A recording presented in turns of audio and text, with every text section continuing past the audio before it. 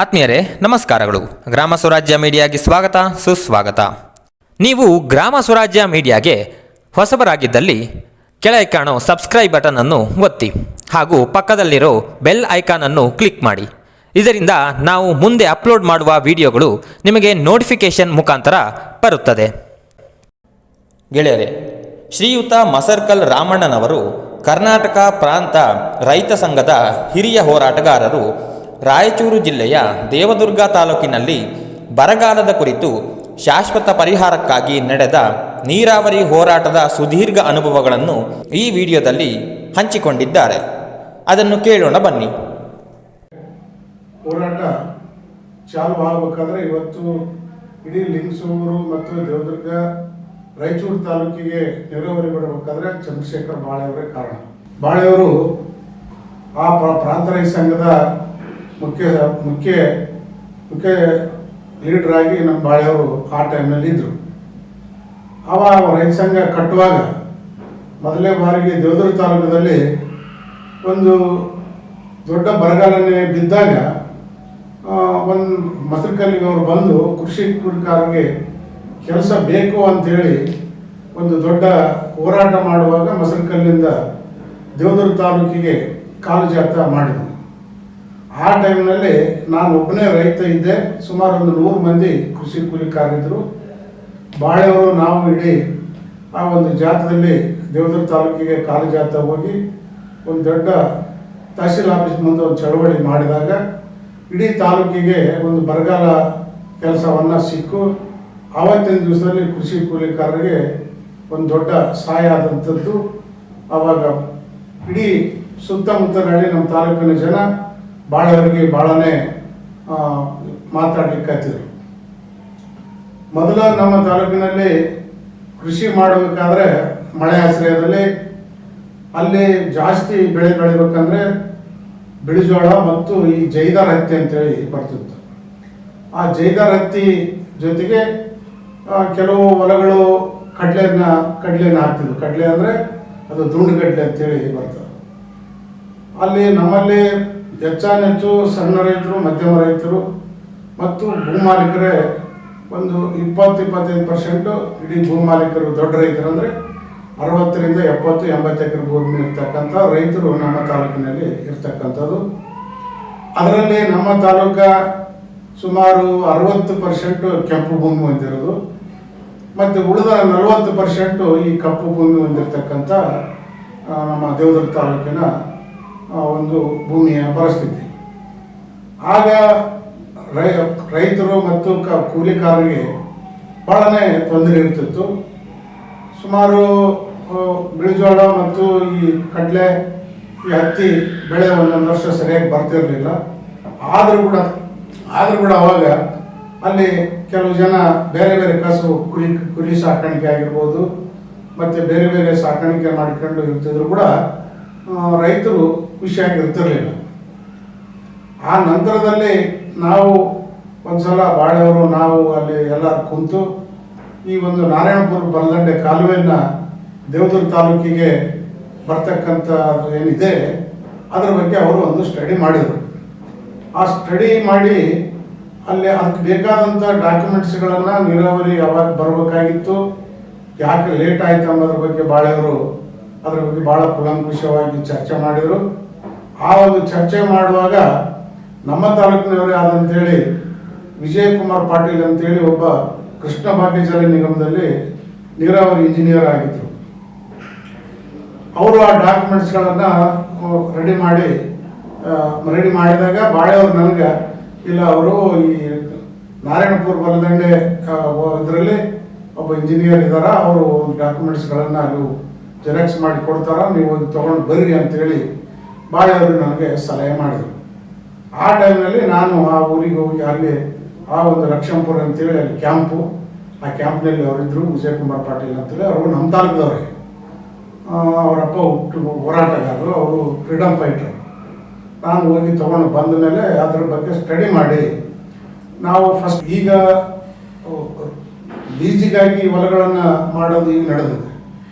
ಹಿಂದೆ ನಾವು ನಮ್ಮ ಭೂಮಿ 4ರಿಂದ 5 ಎಕರೆ ಭೂಮಿ ಇರ್ತಕ್ಕಂಥ ನಮ್ಮಂಥ ಸಣ್ಣ ರೈತರು ಬೇರೆ ಬೇರೆ ಜಮೀನುಗಳಲ್ಲಿ ಒಕ್ಕಲ್ತನ ಇದ್ದಂಥ ರೈತರು ಹೊಲಗಳನ್ನು ಪಾಲಿಗೆಂತೆ ಮಾಡ್ತಿದ್ವಿ. ಪಾಲು ಅಂದರೆ ಅದು ಸವನಾಗಿ ಭಾಗ ಕೊಡ್ತಕ್ಕಂಥದ್ದು.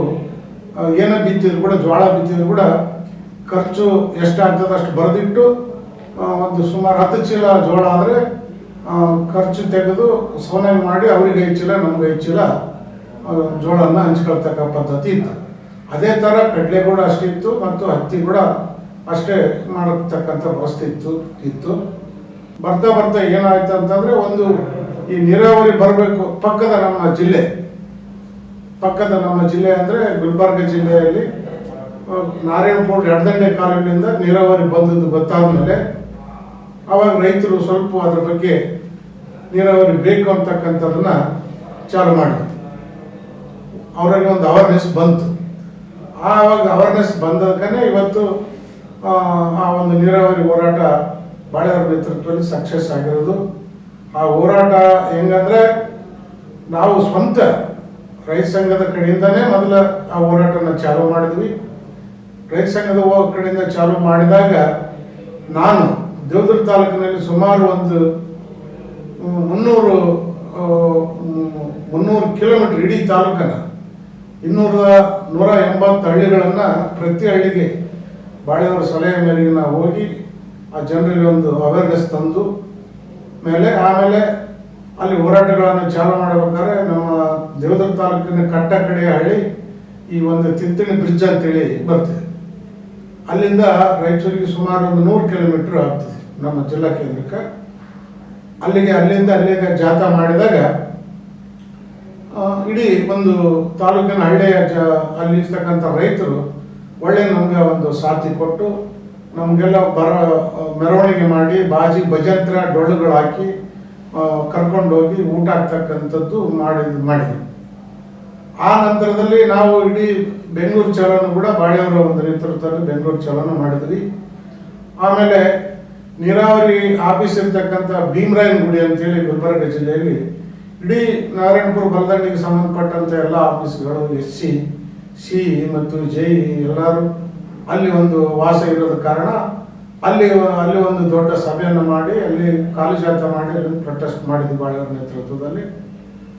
ಆ ನಂತರ ಆಲಮಟ್ಟಿ ಡ್ಯಾಮಿನಲ್ಲಿ ಸುಮಾರು ಒಂದು 2 ಸಲ ಅಲ್ಲಿ ಧರಣಿಗಳನ್ನು ಮಾಡಿ ಒಂದು ಹೋರಾಟ ಮಾಡಿ ಮುತ್ತಿಗೆ ಹಾಕುವಾಗ ಅಲ್ಲಿ ನಮ್ಮನ್ನೆಲ್ಲ ಅರೆಸ್ಟ್ ಮಾಡಿ ಮತ್ತೆ ಮರುದಿನ ಬಿಟ್ಟಂಥದ್ದು. ನಾವು ಭಾಳ ಅಂಥ ಒಂದು ಆ ಟೈಮ್ನಲ್ಲಿ ನಾವು ಭಾಳ ಕಷ್ಟಪಟ್ಟು ಆ ನೀರಾವರಿ ಹೋರಾಟನ ಮಾಡಿದ್ದು ಉಂಟು. ಆ ನಂತರದಲ್ಲಿ ರೈತರು ಯಾವಾಗ ಮೆಲ್ಲನೆ ನೀರಾವರಿ ಹೋರಾಟಕ್ಕೆ ಬರಕ್ಕೆ ಶುರು ಮಾಡಿದಾಗ ಅಲ್ಲಿರ್ತಕ್ಕಂಥ ಬೇರೆ ಬೇರೆ ಪಾರ್ಟಿಯಲ್ಲಿ ಇದ್ದಂಥ ಕೆಲವು ಮುಖಂಡರು ಇನ್ನು ನಾವು ಹೋಗ್ಲಿಲ್ಲ ಅಂದರೆ, ಈ ಒಂದು ಹೋರಾಟಕ್ಕೆ ನಾವು ಹೋಗ್ಲಿಲ್ಲ ಅಂದರೆ ಮತ್ತು ಮುಂದೆ ನಮ್ಮ ರೈತರು ನಮ್ಮ ಕೈ ಬಿಟ್ಟು ಹೋಗ್ತಾರೆ, ಕೂಲಿಕಾರರು ನಮ್ಮ ಕೈ ಬಿಟ್ಟು ಹೋಗ್ತಾರೆ ಎಂಬ ಒಂದು ಕಾರಣಕ್ಕಾಗಿ ಅವರು ಈ ಒಂದು ಇದಕ್ಕೆ ರೆಸ್ಪಾನ್ಸ್ ಮಾಡಿದರು. ಆ ಟೈಮ್ನಲ್ಲಿ ಬಾಳೆಯವರು ಒಂದು ಹೋರಾಟ ಸಮಿತಿ ಅಂತೇಳಿ ಪಕ್ಷಾತೀತವಾಗಿ ಇಡೀ ತಾಲೂಕಿನ 3 ತಾಲೂಕಿನ ಲಿಂಗಸೂಗೂರು ಮತ್ತು ದೇವದುರ್ಗ ರಾಯಚೂರು ತಾಲೂಕಿನ 3 ತಾಲೂಕಿನ ಮುಖಂಡರನ್ನ ಜಾತ್ಯತೀತವಾಗಿ ಮುಖಂಡರನ್ನು ಸೇರಿಸಿ ಒಂದು ಹೋರಾಟ ಸಮಿತಿಯನ್ನು ಮಾಡಿ ಆ ಹೋರಾಟ ಸಮಿತಿಯ ಸಂಚಾಲಕರು ಬಾಳೆಯವರಾಗಿದ್ದರು. ಅದರ ಒಂದು ಅಧ್ಯಕ್ಷರು ಸುರೇಶ್ ರೆಡ್ಡಿ ಅಂತೇಳಿ ಮಾಜಿ ಜಿಲ್ಲಾ ಪರಿಷತ್ ಅಧ್ಯಕ್ಷರು ಆಗಿದ್ದರು.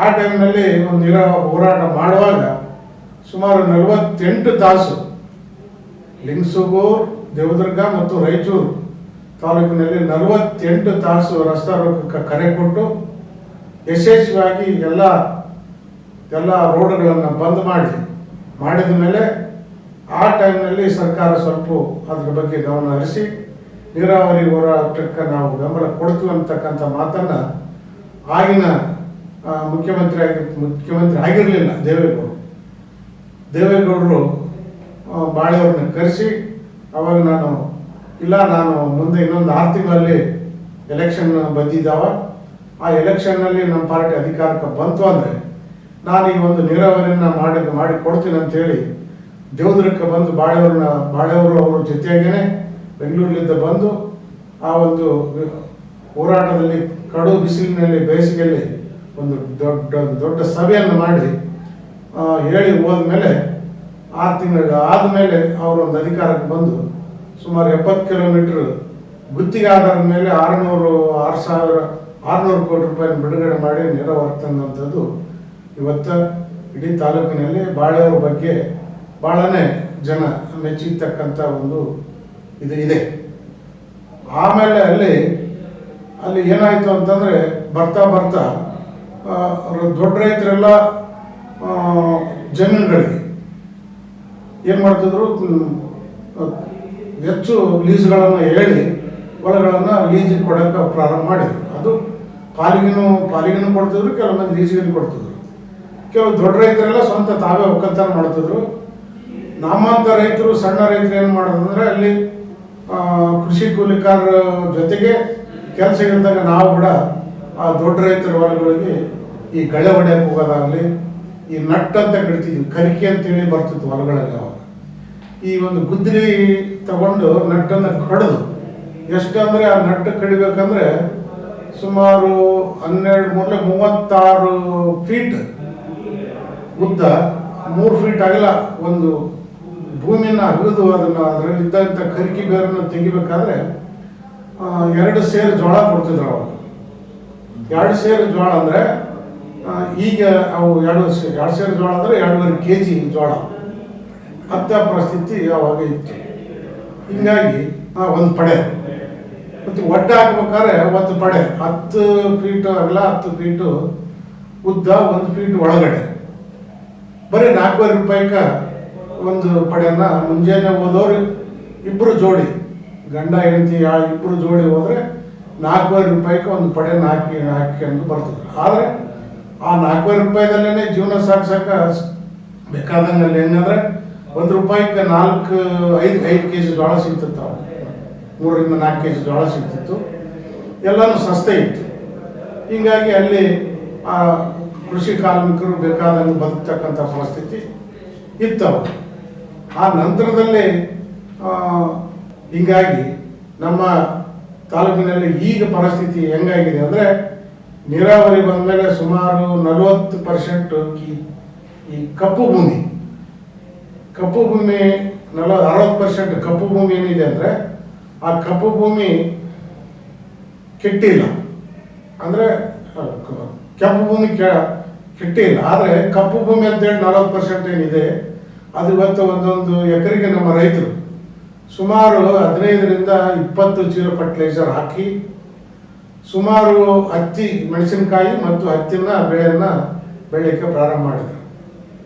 ಮೊದಲನೇದಾಗಿ ಹತ್ತಿ ಬೆಳೆ ಇರಲಿಲ್ಲ, ಮೆಣಸಿನಕಾಯಿ ಬೆಳೆ ಇರಲಿಲ್ಲ, ಬರೀ ಹತ್ತಿನೇ ಮಾಡ್ತಾ ಇದ್ರು.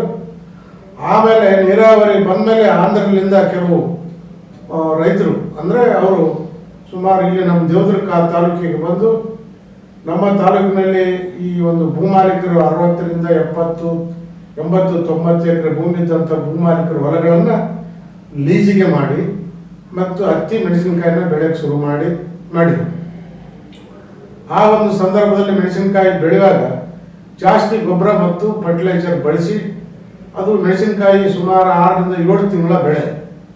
ಅದಕ್ಕೆ 8 ದಿನಕ್ಕೆ ಒಂದು ಸಲ ಫರ್ಟಿಲೈಸರ್, ಪೆಸ್ಟಿಸೈಡ್ಸನ್ನು, ಔಷಧನ ಹೊಡೆದು ಇವತ್ತು ಹೊಲಗಳು ಭಾಳ ಬೆಳ್ಳಾರ್ದಂಗೆ ಸೌಳು ಜೌಳ ಆಗಿ ಇವತ್ತು ಬೆಳೆ ಬಾರದೇ ರೈತರು ಕಂಗಾಲಾಗಿದ್ದಾರೆ. ಭೂಮಾಲೀಕರಿಗೆ ಏನಾಗಿದೆ, ದುಡ್ಡು 1 ಎಕರೆಗೆ 30,000, 32,000 ರೂಪಾಯಿ ಲೀಸ್ ಆಂಧ್ರದವ್ರು ಕೊಟ್ಟು ಮಾಡ್ತಾ ಇದ್ದಾರೆ, ಇನ್ನೂ ಮಾಡ್ತಾ ಇದ್ದಾರೆ.